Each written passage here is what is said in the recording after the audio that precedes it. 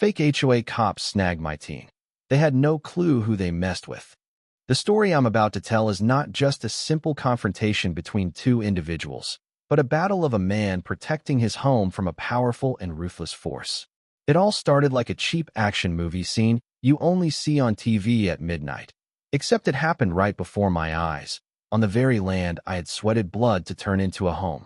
Everything seemed peaceful until the security officers from the HOA showed up and violated my family's privacy. That's when I realized the real enemy wasn't someone unfamiliar. It was Karen, a self-proclaimed queen of the HOA, who was determined to turn my beloved land into a battlefield. To understand the ridiculous and frustrating situations better, I encourage you to comment and share your thoughts about this story in the section below the video. Do you think my fight is justified, or is it a meaningless struggle with someone who is too full of herself? Subscribe to the HOA Karen Files channel to follow me through the next developments in this battle. Don't miss out. This story has surprises you can't even imagine. It all began like a cheap action movie scene you'd only see on TV at midnight. Except it happened right in front of me, on the very land I had poured my sweat and blood into to make it a home.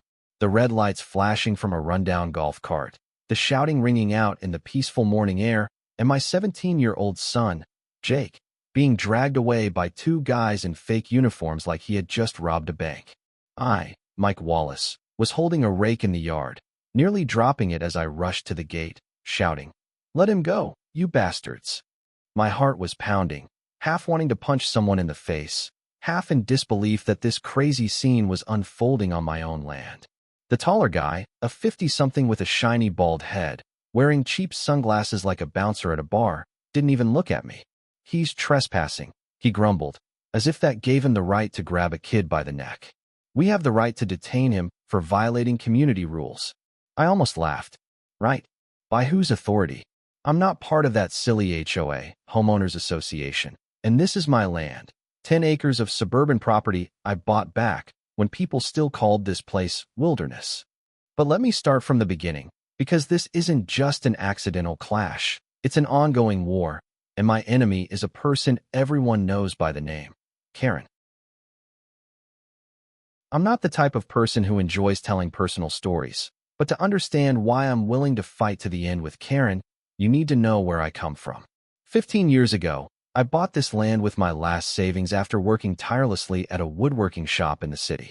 It's 10 acres, located 45 minutes from downtown, nestled between pine forests and a small stream I would often sit by every evening. I didn't buy it just to live on. It was a legacy from my grandfather, an old farmer who left the land deed in an old tin box with a note. "Hold on to it, Mike. This is where our family belongs." When Jake was little, he was all I had after my wife, Emily, passed away from cancer. She died when Jake was only 5, leaving me with a little boy with messy brown hair and a promise that I would give him a good life. I moved here to escape the city, from the pitying looks and the smog-filled streets. I built a simple log house with my own hands, built a chicken coop from old boards, and planted a few apple trees along the path. Jake grew up here, from a little kid running around in tiny cowboy boots to a tall teenager who loved wearing hoodies and helping me fix bikes in the old red shed behind the house. Those were beautiful days. I remember the time Jake built a tree house out of leftover wood and almost fell while trying to climb up, and I had to run out and catch him, laughing and scolding at the same time. Or the afternoons we spent fishing by the stream, Jake sitting patiently for hours even though we never caught anything, just listening to me tell stories about my grandfather. Then came his 16th birthday, when Jake and I restored an old truck I bought at an auction, a rusty 1978 Ford, but when it started for the first time, Jake's face lit up like he'd won a race. That was our life, peaceful, free, and undisturbed, until Karen showed up. 3 years ago, the Golden Hills Estates popped up like mushrooms after rain just beyond the tree line near my house.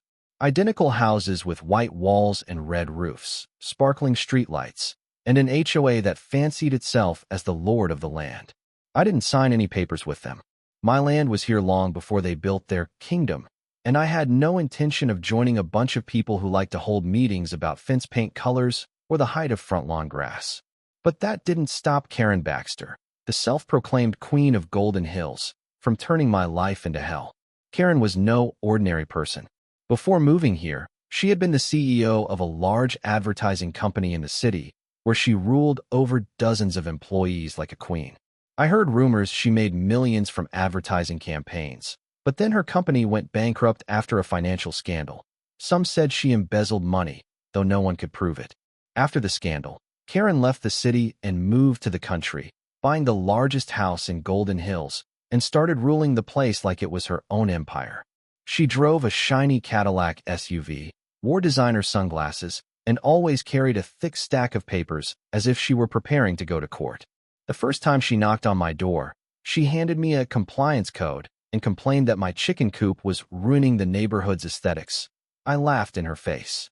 "You've got the wrong house, ma'am," I said, then slammed the door. That's when the Cold War began. Karen sent me warning letters through the mail, complaining about the rooster crowing in the morning, about my old truck parked in the yard, even about Jake setting off fireworks on the 4th of July. Trash began appearing near my fence. Bags of trash, beer cans, and once even a broken chair, and I knew it was her doing, even though I had no proof. She made anonymous calls reporting me to the local authorities, from noise violations to illegal construction.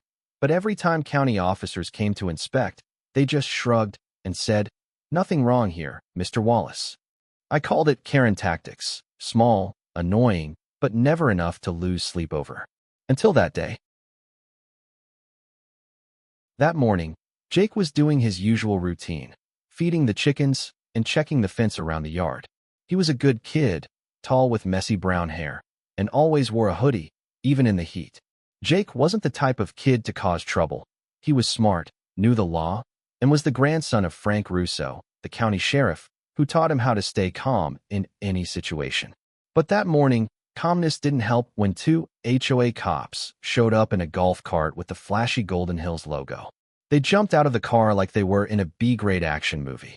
The taller guy, bald with cheap sunglasses, wore a gray uniform with Golden Hills security embroidered crookedly on his chest.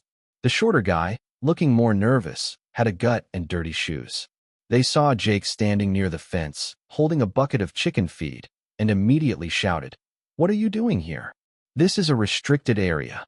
Jake, as calm as ever, replied, "This is my land. I'm feeding the chickens." But they didn't listen.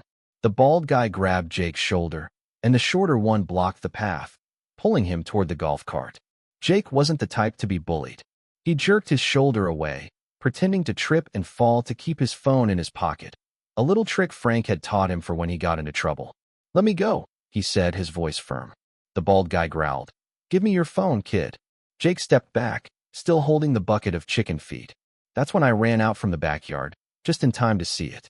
"Let him go now," I shouted, my voice echoing across the yard.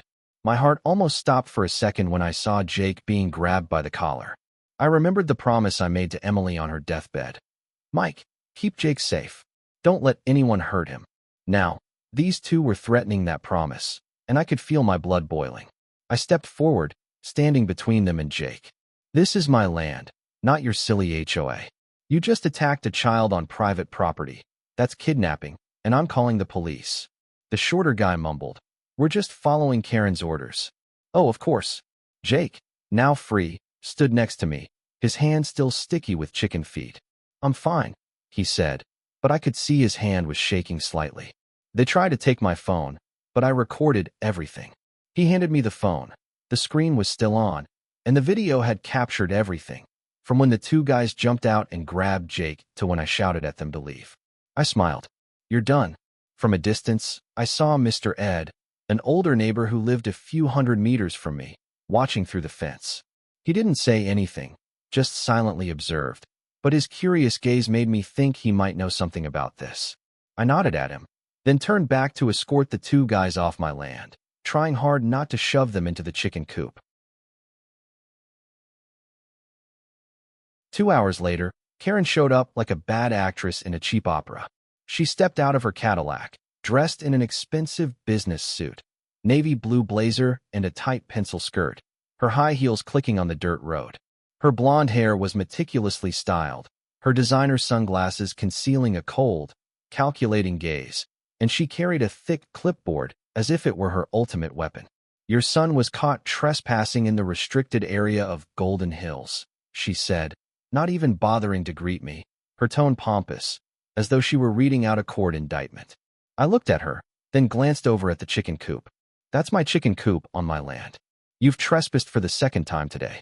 Karen smirked, a smile as thin as a razor blade. We've updated the HOA boundaries. This area is now under Golden Hills jurisdiction, as noted in the spring newsletter. You should read it more carefully, Mr. Wallace. I burst out laughing. Who do you think you are, extending private property lines on your own? This isn't a game of map drawing, Karen. She handed me an eviction notice printed in a childish font, like something a kid might type on a computer. This is an official notice, she said, shoving the paper towards me. You have 30 days to remove the chicken coop and pay a $250 fine for noncompliance. I took it between my fingers and said, I'm going to frame this. It's the funniest thing I've seen all month. Her face darkened, her eyes behind the sunglasses flashing with anger. Actions have consequences, she hissed. I have connections at the county commission. You'll regret defying me. I took a step closer, looking her straight in the eye. Who you were in the city doesn't matter to me, Karen. But here, you're not the queen. Pretending to be the police and kidnapping minors also has consequences. Just wait and see. She stood still for a moment, as though recalling her glory days of running board meetings. Then, she turned and strutted back to her car with the same arrogant air, but I knew she was calculating her next move. After Karen left, I immediately called Frank, Jake's uncle, and the sheriff. Frank, you need to see this, I said, sending him the video. Frank chuckled over the phone. I'll handle it. These guys won't like what's coming. I also reported Karen to the Federal Aviation Administration, FAA, for using a drone to spy on my house over the past week. She thought it was a way of monitoring violations, but she didn't know that filming with sound on private property without permission is a federal offense. Jake had the evidence, and I knew Karen was about to be in deep trouble. But Karen didn't stop there. The next day, she held a trial right on my property. I was sitting on the porch, sipping my coffee, when I heard the sound of a car approaching. Looking out, I saw Karen leading a group of people. 3 men hauling folding tables and chairs, a middle-aged woman holding a clipboard, and an old man carrying a wooden gavel, the kind a judge uses in movies, looking like he borrowed it from an antique store. They set up a courtroom right in my front yard, the wind blowing papers around like confetti, and the sound of roosters crowing as if mocking the whole scene. Karen walked up to the porch, her high heels sinking into the soft ground. This is your last chance to cooperate, she declared, her voice booming like she was addressing a crowd. The council will decide whether you can remain in Golden Hills. I took another sip of coffee, not bothering to stand. You've trespassed on my land again. This is the dumbest masquerade I've ever seen. Karen flushed, but kept her arrogant demeanor. We are holding a legal disciplinary hearing. You and your son have violated multiple community standards, including trespassing, noise from animals, drone interference, and shooting. I raised an eyebrow. Shooting? You mean when I shot down the drone spying on my son? She ignored me, continuing to read from the clipboard. The council demands the removal of the illegal poultry, a $3,500 fine, and a full inspection of your home structure. I stood up and whistled. Jake came out from the chicken coop, holding a stack of documents, the land deed, boundary surveys, and the video from his phone. This land is ours, I said. You have no authority here. You've been harassing us, impersonating the police, and now you've set up a fake court on my front lawn. Karen screamed, We'll call the police. But before she could give the order, the sound of sirens filled the air. 3 patrol cars rolled down my driveway, their lights flashing through the morning air. Frank stepped out, wearing sunglasses, looking like a cowboy fresh off a movie set. He surveyed the scene.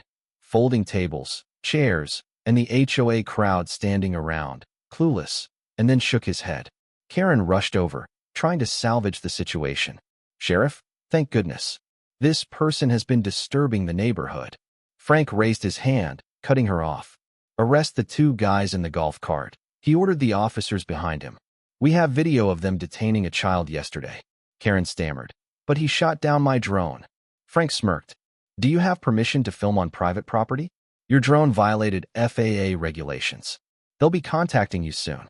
The 2 guys, Dave and Larry, were immediately handcuffed. Dave tried to explain. We were just following her orders, but Frank wasn't having it. Karen stood frozen as the police cars hauled her security team away. The other HOA members quietly folded up the chairs and left, leaving her alone with the mess of tables and chairs. Karen was not the type to give up easily. She was the kind of person who, when cornered, would fight tooth and nail to escape, and this time, she decided to go all in.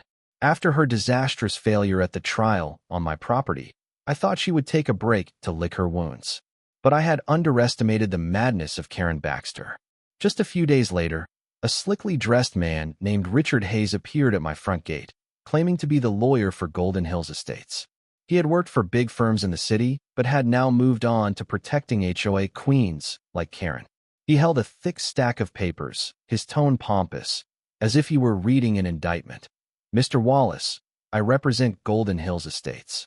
We'd like to resolve this matter amicably before we have to take stronger action. I took a sip of coffee, leaning against the porch railing, trying to stay calm, even though I was about to throw my cup at his face. So you're the lawyer for a fake government? Sounds great.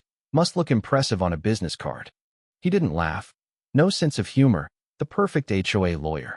The council has approved the boundary redrawing, he said, pushing his glasses up his nose.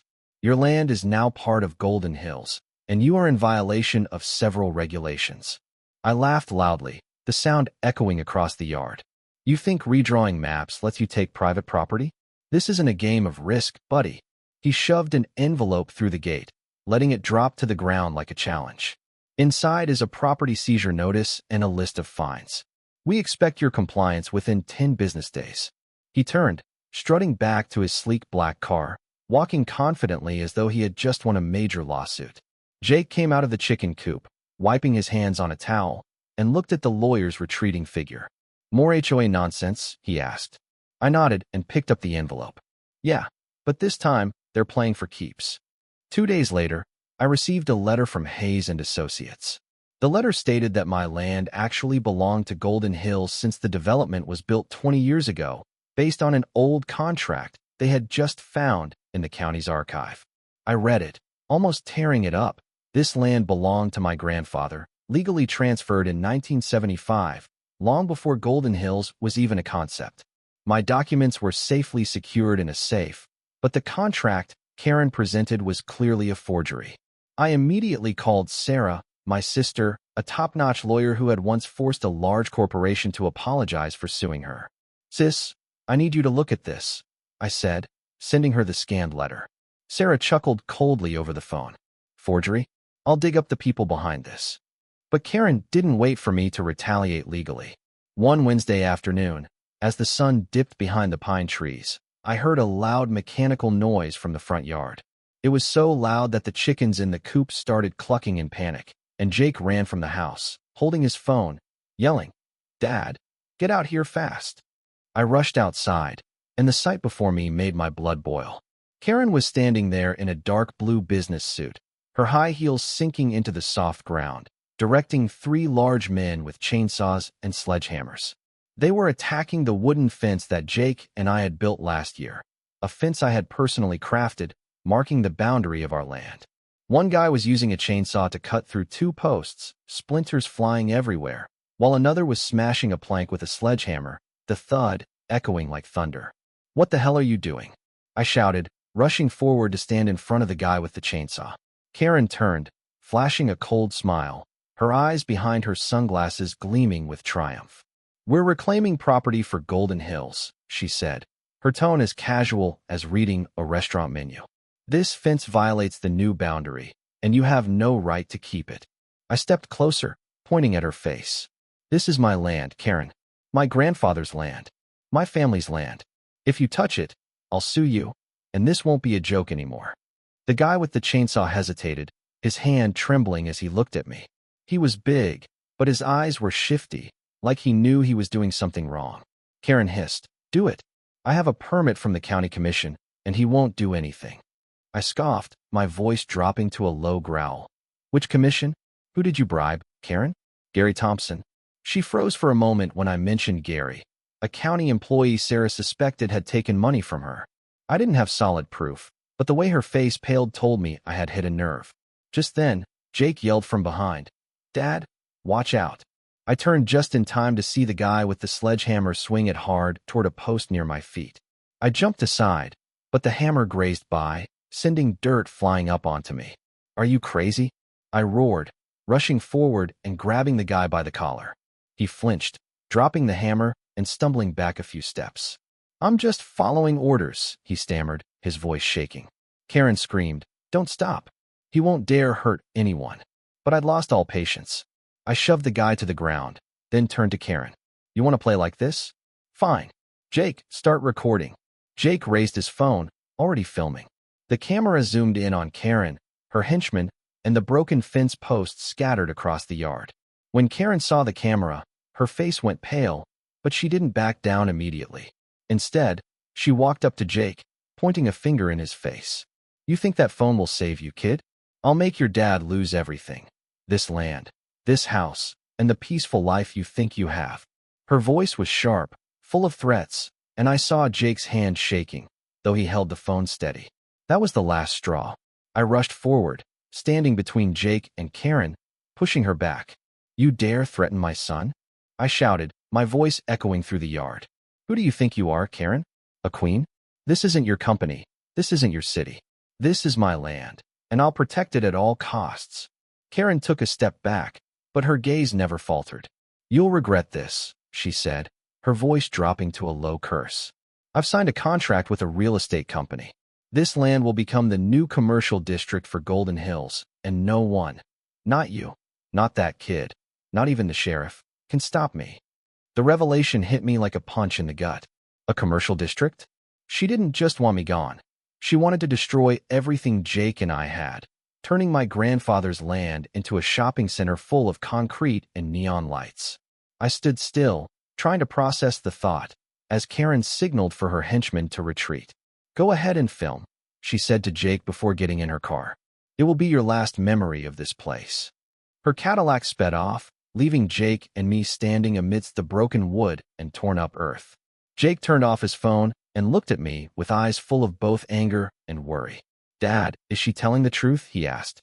I clenched my fists, trying to keep my voice steady. "No, Jake. She can't do it. I won't let that happen." But deep down, I knew this was no longer just harassment. This was a fight for our survival. That night, I called Sarah and told her everything. She was silent for a moment, then laughed coldly over the phone. "A commercial district? Fake documents? Bribing officials? Oh, Karen just dug her own grave.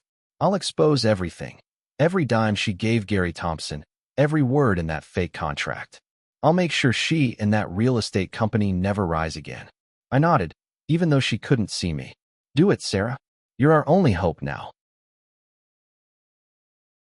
Meanwhile, Karen launched a dirty campaign. She sent letters all around the neighborhood, calling me a community threat and falsely accusing Jake of being a delinquent kid.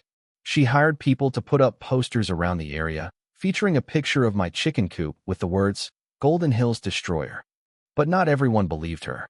Mr. Tom, an elderly neighbor who used to be a mechanic, came over with a letter, furious. "This is all nonsense. I know you and Jake are good people. Karen has been tormenting everyone for too long." Lisa, a single mother who lived 2 houses down, also stopped by one evening, holding a cup of coffee. "I can't stand that woman anymore," she said. "She made me repaint my garage door 3 times because the color didn't meet standards. If you need anyone to stand with you, just let me know." Then, Mr. Ed, the one who had witnessed the attack on Jake, started speaking up. "Karen fined me $500 for planting red roses instead of white," he said. "She really thinks she's a queen." The discontent began to spread. One evening, Lisa organized a secret meeting at her house, inviting me, Tom, Ed, and a few others. "We have to do something," Lisa said. "Karen is turning this place into a prison." I didn't want to be a hero, but when everyone looked at me, I nodded. "I have evidence," I said, telling them about Jake's video and the drone incident. They agreed to stand by me, and I began to feel like I wasn't alone. Karen responded with a public neighborhood meeting. She set up a small stage in front of the Golden Hills Clubhouse, inviting everyone to try me. "Mike Wallace is a threat to the community," she announced into the microphone, pointing to an enlarged photo of my chicken coop. But then Tom stood up, shouting, "You're the threat. You fined me for my old truck, even though it's parked in my own yard." Lisa followed up, "You made my kid take down his basketball hoop because of noise." The crowd began to murmur, and Karen lost control, screaming, "Silence, all of you." But no one was listening anymore. Sarah filed a lawsuit against Karen and the HOA, accusing them of harassment, extortion, illegal surveillance, impersonating the police, and defamation. The FAA confirmed that Karen had used 3 drones over 6 months, one of which had a thermal camera, filming children in the neighborhood, a serious crime. She was fined thousands of dollars, and the case was handed over for criminal investigation. HOA members began resigning publicly on social media, with one even posting about how Karen had threatened them if they didn't comply with her. One night, I came home to find a tow truck hooking up my truck. I rushed out, shouting, "What the hell are you doing?" The driver hesitated. "Orders from the HOA. They say this truck violates overnight parking regulations." I pointed to the yard. "This is my land." He scratched his head. "She said this lot is now part of Golden Hills." Sarah filed an emergency injunction in court, and the judge issued a restraining order against Karen interfering with my property. The towing company immediately returned my truck with an apology. Karen countersued me for inflicting emotional distress, but Sarah crushed the lawsuit in 2 weeks, and Karen had to pay the court fees. One night, she tried to destroy the giant rooster I had built in front of my house, a 4-meter-high red-painted rooster with a sign saying, "In memory of HOA's tyranny." But Tom caught her in the act, and she was arrested publicly. The HOA collapsed, Karen sold her house at a loss, and I returned to a peaceful life with Jake. The rooster still stands there as a reminder. Don't mess with someone who just wants to live in peace. And then, as all of Karen's complex schemes and dirty tactics were exposed, I realized that in this life, you can't always avoid challenges. But what's important is to always persevere and protect what's yours, especially family and home. What Karen tried to destroy, I had built with sweat, tears, and trust. In the end, I was able to protect the peace that Jake and I had built together, while Karen had to pay the price for her actions. This story isn't just about dealing with a villain. It's a lesson about the power of perseverance and unity. In life, there will be times when we feel oppressed, but never forget that real power lies in the hands of those who stand up for what is right. If you found this story meaningful, don't forget to hit subscribe to my HOA Karen Files channel so you won't miss any more surprising and intriguing stories. Let's explore more hidden corners of life together and share your thoughts so we can learn and grow together. Thank you for watching. And remember, true peace can only be achieved when we stand firm to protect it.